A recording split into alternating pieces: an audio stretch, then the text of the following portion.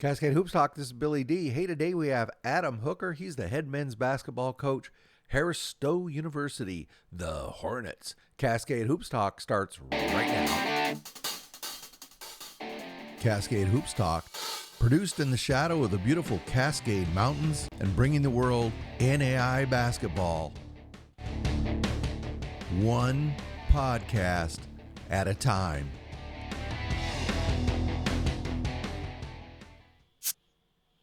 Hey, today we have Adam Hooker. He's the brand new basketball coach, Harris-Stowe Hornets.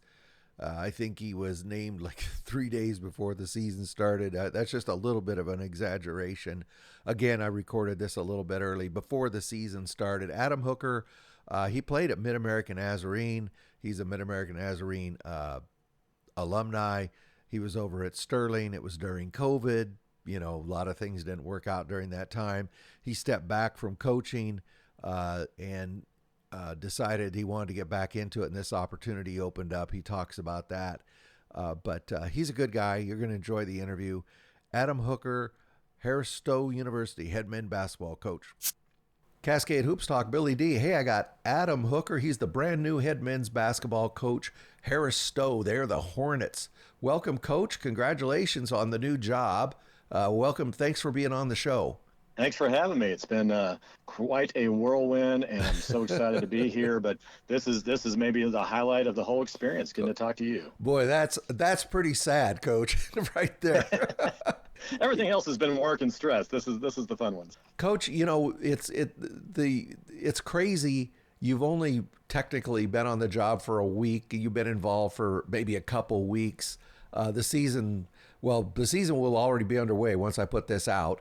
But I think everybody starts tonight or tomorrow as we speak. What has it been like? Have you been out on the street waving down cars in downtown St. Louis?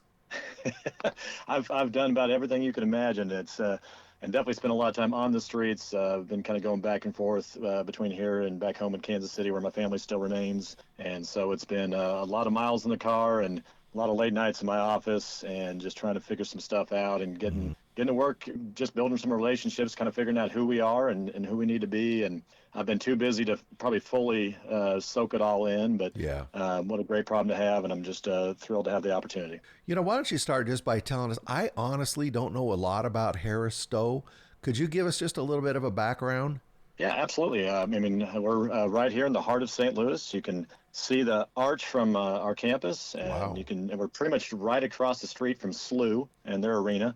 And so I could throw a rock and hit that place. And so we have this kind of unique opportunity to be this, kind of vibey, cool inner city school with all that goes with that. But because of our proximity to St. Louis University, we also have kind of some small or some college town vibes around us. And it's just kind of a really neat dynamic to kind of have, some of those college and city experiences all right here. We're the only HBCU in the city, and that's obviously something we take a tremendous amount of pride in. And it's a great, well-kept secret, even though we're 160 years old. How many students are there, Coach? Total enrollment, I think, as I understand, it's sitting right around 1,200 or so. Okay, so it's a relatively small school. Yeah. Okay. So just as background, you've been around the NAIA. You're an alumni of Mid-American Nazarene University. Sorry, boy. You're from Olathe as well, right? I am, born and raised. And so you've been a Kansas guy pretty much all your life, and you're over there in Missouri. I mean, have you thought about that? Well, I mean, yeah, we're Kansas City. So when I was coaching high school ball out in Colorado, I used to, tell people I'm from Kansas, and they would only picture, Little House on the Prairie, trying to get them to understand that there's Kansas, there's Missouri, and then there's Kansas City. And so, in KC, I think we kind of consider ourselves a little bit Kansas, a little bit Missouri. Oh, okay. And so that part's not too difficult. It is a little weird because there is a KC versus St. Louis rivalry. Yeah. And so, I've got a lot of friends that have been kind of teasing me about that and embracing the St. Louis scene. And Yeah, I won't tell Coach Lamar this, but I did buy my first Cardinals hat the other day. I'll never give him the satisfaction of of seeing me wear it, but trying to represent the city and help promote our brand. And as you know, as you've said, there's not a lot of people know a lot about us, and so just kind of getting that education out there and people realizing just what a special place we have here. You know, you were at Sterling at a really rough time. It was right after, everybody went through a thing, and during COVID, you ended up going back to Mid-American Nazarene, and you were director of enrollment. And you've kind of been not completely out of the game. You've coached some 17U and stuff, but you've been out of the game a few years. But you and I were talking earlier. I mean, your faith is pretty strong. And you kind of feel like this is really the spot that God wanted you right now. Yeah, 100%, and I appreciate the opportunity to address it. No, it's one of those things where we took, we did a lot of assessing when we left Sterling and what the next step should be. I had an offer to take over another program at the collegiate level. We decided to pass on that and focus on something that was maybe a little bit more healthy just for our family. I'm a father of four. It's hard being a coach's family, and where we were just collectively, we just need to put our kids first for a little while. And so the opportunity to be able to come home to Mid-America was incredible, to come home to Olathe. We got healthy, we got right, and we just kind of trusted that things would work out, even though knowing, putting that gap in there could be very detrimental to what we've wanted to do, because you get to my age and it's kind of a tricky thing. So most ADs, they're looking to hire the grizzled old vet with 250 wins because one, they deserve it, and or just that's a safer option, or they want the shiny new assistant coach that maybe doesn't have any wins, but maybe they're the next big thing. And I'm somewhere in between. I don't have a million wins, and I'm definitely not young and shiny anymore. And so I'm kind of in a tricky spot, unless it's one of those deals where maybe get a shot with your alma mater. But unfortunately, Adam Hepker's a better player and a better coach than I am, and so he's entrenched there at MNU, as he should be, and doing phenomenal things. And so I needed to kind of just again trust God had a plan, because my wife and I both, we said so many times the last couple of years, we just don't feel released of our call to coach, even though on the outside looking in, it would appear that maybe that chapter was going to go into a different direction, but we just really felt we were unfinished. And when this opportunity opened up, from day one, it just felt like the thing that was supposed to happen. There were so many different signs and examples of I think God working in it, and it happened very quickly. And from that first conversation to signing those papers, it was just an absolute whirlwind, which I think it almost had to be, in the sense that we were giving up a lot of comfort and a lot of familiarity, and we loved our job. We loved what we were doing. And this didn't allow us to think about it too much because of the way it all came together, and we just had to truly do what I think we as a family have done the past couple of decades, and we just jumped with both feet first, and in good faith, and from ever since then we've felt tremendously convicted that we made the right choice, and it's been a very special experience already. So, Coach, it's no secret Harris-Stowe has struggled. Pretty. They've struggled the last few years. You look at this opportunity. You've stepped in there. You've had a whole 2 weeks to look around.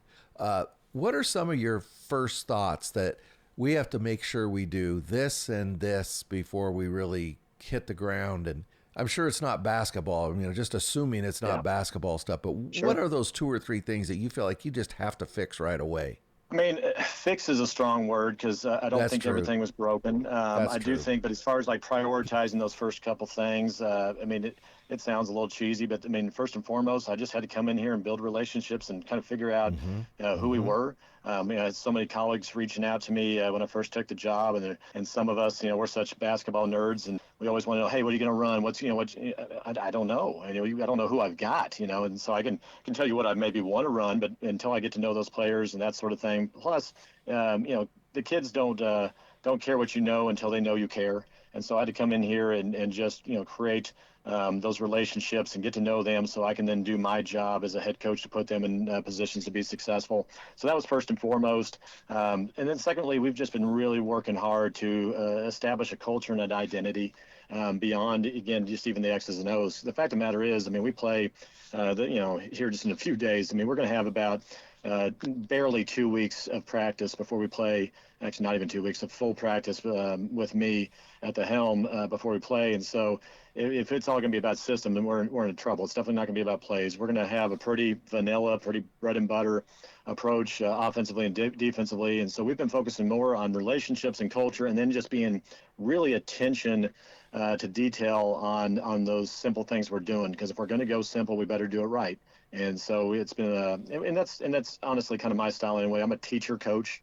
I'm big on really making sure that we're hammering home exactly who we want to be, and we start very simple, and then we'll put those layers on as we can. But they're learning. I'm pretty OCD on some stuff, and coach is going to talk a lot early in practice this season, just putting that stuff out there. And the only way to shut me up is do what I ask, and we'll get us all on the same page and start moving forward. And I think what you're going to find is first semester we're going to be all over the place. We'll probably beat a team or two we shouldn't beat. We'll probably lose badly to a couple teams that, quote unquote, we shouldn't lose to. I think if though we can just keep it all together and keep it moving forward and just make some of the progress I think we've already made in the past week, that by about the middle of conference season, we're going to be a pretty intriguing team, because we got some really great kids here, and a few of them I think can really go. And if we can just not be too low a seed come conference tournament time, we just might be one of those little sneaky teams that's trying to write a story. So you've been able to put together a roster. I saw you were at an AAU or game or somewhere the other day. Are you still trying to bring some guys in? Yeah, I was out there at the JUCO Jamboree that MoCan put on in Kansas City last Friday, along with a lot of other coaches. And I knew I was in the right gym when I looked up and saw Tom Izzo standing next to me. But, I'm way behind on the recruitment, right? Yeah. So, I mean, we've got a good amount of seniors, and it's just that modern landscape where I'm going to try really hard to re-recruit all the guys we have on this roster, because there's not one single guy that's here right now that I wouldn't want to come back. But we also don't want to take those things for granted, and we are absolutely going to have a couple holes to fill. And so just trying to get my name back out there as fast as possible and start doing some of that networking and the recruitment side of things. And I know a lot of coaches, they don't love doing that. I'm the opposite. I absolutely love it, and I enjoy just getting to know those kids and going out there and swinging for the fences and trying to bring in some dudes that can help us. And I think we made some good contacts that Friday. But yeah, we're always going to be on the road. We're always going to be scouting. We're always going to be recruiting. We never stop. And what a crazy, insane life. And I can't imagine wanting to do anything else. Coach, I ask this all the time, but when you're out recruiting, what is the hardest checkbox for you to fill, culture or athletic ability when you're looking for guys? Yeah, I mean, the athletic one's pretty easy because you can see that pretty fast. Getting to know the kids and figuring out what's going to be a good cultural fit for you. Again, we use so many cliches in the coaching world, but that word fit just means so much. And figuring that out in this competitive of a landscape is pretty tricky. I'm old enough to remember back when we would try to be building recruitment lists, and we were still working with VHS tapes and VCRs, and we could never get enough guys in our queue to assess. And now it's the other extreme. I get 500 emails and Twitter DMs a day, and we're trying to find ways to streamline the pool. And so we're a little overwhelmed by those things, and the process works so much quicker than it used to. And so being able to really vet some of this stuff and, making sure guys truly are the right fit for you, I think is kind of tricky. But I tend to go a little bit smaller in my pool of recruits because of that. I'd rather spend time getting to know a smaller group than just try to throw a whole bunch of numbers at something, and then you just don't know how the chemistry and the culture is going to be affected by that. So I think I've got a pretty quick eye on skill and athleticism. I spend a lot of time.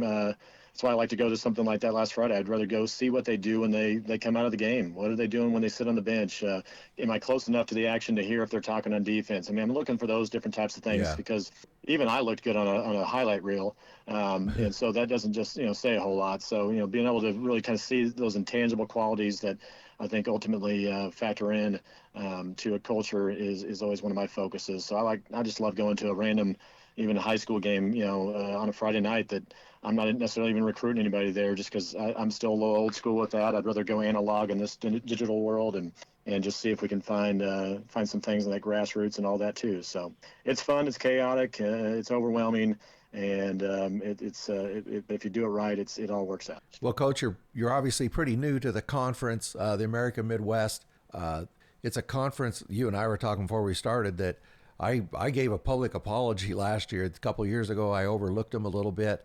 Central Baptist went to Kansas City and put on a show. Columbia went over to Indiana Wesleyan during the playoffs and took them to double or triple overtime. Really opened my eyes to that conference. When you look around the American Midwest, what do you see? Yeah, I mean, Columbia obviously jumps out. I mean, they've been a really good program for an awful long time. I know Mid-America and them even had a great little kind of non-conference rivalry there for a while. And so, I was raised in, to learn to not like those guys. Respect the heck out of them, but I don't like them. So that makes it fun to jump in there with them. They're definitely the bar that we're trying to chase. CBC's on quite a run. They've got some great momentum over there, even though there's been some changes at the top. Right. There's no question that program's proven itself. I think, you got some teams like a Hannibal LaGrange and Mission that are really kind of leveling up and doing some great things. Yeah. It's a tough conference. I mean, William Woods and Mobap, have had some great success here in the past, even though they've moved to the Heart. It's a conference that a lot of people don't know about, but it's produced an awful lot of really good basketball, and we're going to have to really compete every single night. Our schedule's kind of brutal. They didn't do me any favors. Like we played, stinking Freed Hardman twice this year in non-con action. I mean, what are we doing here? Yeah. But we'll find out, kind of what we're made of pretty early in our season, and if we can just kind of find that identity and take some punches and just keep moving forward, I think by the time we get to conference play, we'll be ready to compete. And that's all I'm going to ask of these guys this year is just, compete and represent our program the best they can. And I think that other things will work out. But yeah, it's a program that's definitely, I think, starting to get on the map and getting a little bit more attention. And I don't take that as a bad thing. I think it's a phenomenal thing, and it's going to help with recruiting. And we'll take advantage of those other teams that are a little bit more established, and we'll try to help out the conference and join them soon. I agree with you that Freed Hardman's going to be a big contest for you guys. You'll be huge underdogs. But Coach, I'm of the school of thought is as long as it doesn't crush people's confidence, those games are really important for guys to gauge where they're at. Absolutely. It's house money. We can go in there and with nothing to lose, and it'll either humble some guys, and sometimes that can be very effective as a coach to have that happen, or it may just be an opportunity for us to prove, hey, if we can compete with these guys, we can compete with it. I mean, that's really one of my favorite programs in the country, and I know you and I both love going down to Kansas City to the tournament, watching it in every game, and that's one of those programs the last few years that I've just had a little crush on, and so to have the opportunity to be back in the game and actually get to play them is actually pretty exciting to me, and yeah, the ultimate measuring stick, and we really do have nothing to lose. And I was even talking with a couple of our guys yesterday about that at the end of the day, I mean, let's be honest, Harris-Stowe's not getting an at-large bid. And I don't know that anybody out of the AMC is getting an at-large bid anytime soon. So it's really about conference play, and all these other games, they're just opportunities for us to work on some things and carve out a niche and just, again, figure out who we are and who I am and who we want to be together. And I keep trying to tell the guys, it's not my way, it's our way, and let's establish what that is. And those are great opportunities to do that. And so if we can just get to stay healthy, and both, not just physically, but just, mentally and emotionally through this gauntlet that we're facing, that by the time that conference play comes around, when those games are really ultimately going to matter in terms of our bigger goals, then I think we'll be all the better for it. Coach, you've been around the NAIA for a long time. As I said, you're alumni of Mid-American Nazarene. You talk about the change in NAIA basketball over the last, what's it been, 17 years or something like that.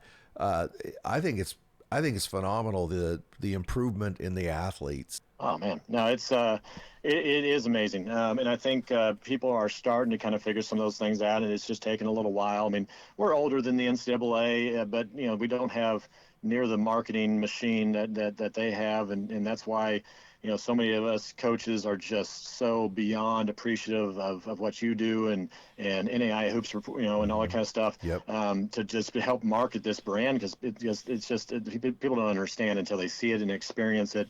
There's not a better sporting event in the country than that NAIA tournament. The level of play is just absolutely extraordinary. And it's really hard to win, basketball games in these ranks. But, and beyond that, I mean, that's something we know, and because we get the NAIA. But the other thing I think is what happened, and you even saw, you're seeing with some of this crazy stuff where we got G League guys possibly coming back to NCAA today. Yeah. This is, to me, in some ways, the last greatest form of amateur athletics out there. I mean, we've had the NIL before the NCAA did, but this truly is amateur athletics.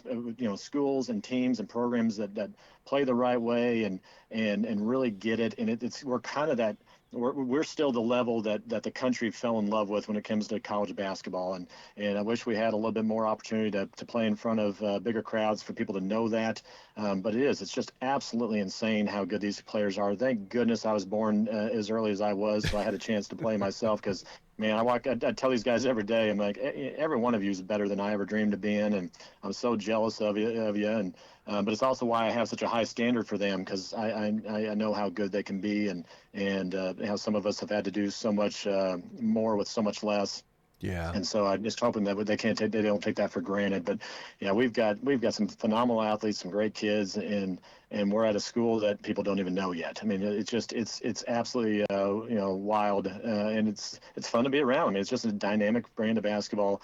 And if you're somehow listening to this and you're not an NAIA guy, please get out to your local NAIA schools and check out some basketball. You'll catch the fever pretty fast, because it's beautiful basketball. Yeah, and I heard somewhere that NAIA basketball is the best entertainment value in America as well. 100%. I don't know who said that, but they're genius. Coach, I couldn't agree with you more. People have heard my testimony a number of times. I grew up with NAIA basketball, and I've seen the changes, but just everything about the level. It's really built for fans. I mean, you can sit right on top of the game. Everybody knows who the players are. A lot of fans know them personally, the coaches. It's a phenomenal brand of basketball to be a fan of. It's just great for families. I agree. Oh, absolutely. And you got, again, these great athletes, but you also have just some of the more legendary coaches you'll ever run around. Yep. I mean, you just, look at my great mentor, Rocky Lamar, and his 800 career wins and 7 Final Fours, national champion, and then your guy Danny Miles up there at Oregon Tech, and I was able to watch him at the national tournament for so many years, and just have such admiration for what he's done, and just these absolute legends in our game that.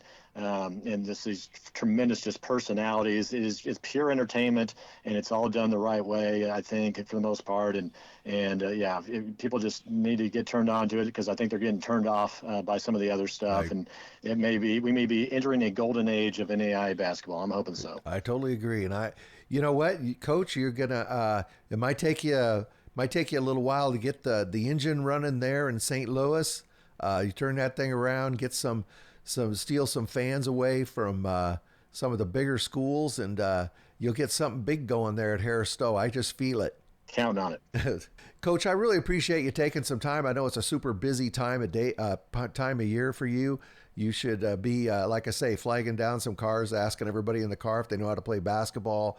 But no, I'm teasing you. But no, Thank you very, very much. I really appreciate it. No, I really appreciate it. It really, this is not hyperbole. This is a really cool moment to me. I just have thought so highly of you and this program and what you do, and to have an opportunity to come on here really does mean a lot to me and our program. And I just thank you so much. Oh, those words are very, very kind. I really appreciate it. That's Adam Hooker. He's the head men's basketball coach, Harris-Stowe University. Thank you, Coach. I appreciate it.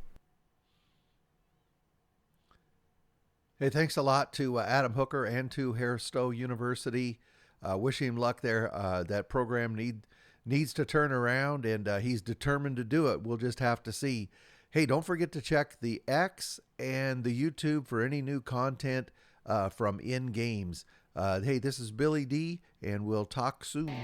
Thank you very much for supporting our podcast. Please like and subscribe. Get out to your local NAIA school, because NAIA basketball is the best entertainment value in America.